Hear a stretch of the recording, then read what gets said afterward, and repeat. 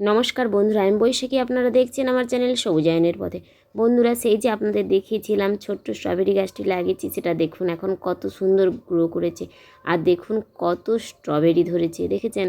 এদিকে রয়েছে একটা স্ট্রবেরি, এদিকে দুটো ফুল, আবার ওইদিকে দুটো, এরকম করে আমি দেখেছি মোট 6টা স্ট্রবেরি হয়েছে আমার গাছে।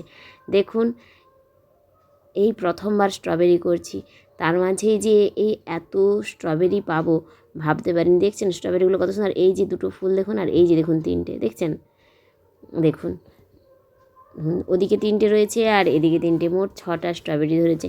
হ্যাঁ, কোনো রানার ছাড়েনি, এটা ঠিক, কারণ সেই শামুকে খেয়ে নিয়েছিল প্রথমে, সেটাও আপনাদের সঙ্গে শেয়ার করেছিলাম।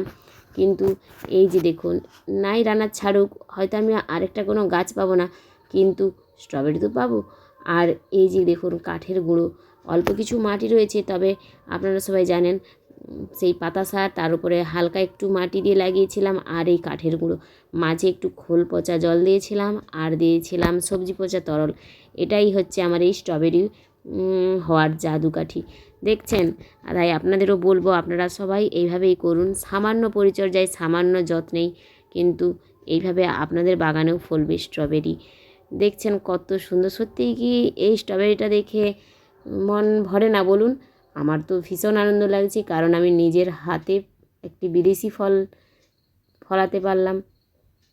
আমার একটা ছোট্ট টবের মধ্যেই হচ্ছে এটা, তাই আমার তো সত্যিই ভীষণ আনন্দ। যখন স্ট্রবেরিটা পেকে লাল হয়ে যাবে, তখন আমার সে আনন্দ মুখে প্রকাশ করা যাবে না। তাছাড়া আপনারাই বলুন, আপনাদের বাগানেও যদি এরকম একটা স্ট্রবেরি গাছ থাকতো, আর তাতে যদি ছোট্ট চারা থেকে আপনারা নিজেরা এইভাবে ফুল ফল তৈরি করতে পারতেন, তাহলে কত আনন্দ লাগতো। আমার তো ভীষণ আনন্দ লাগছে। আজকের মতো আমার ভিডিওটি এখানেই শেষ করছি। আপনাদের যদি ভালো লেগে থাকে তাহলে অবশ্যই আমাকে জানাবেন।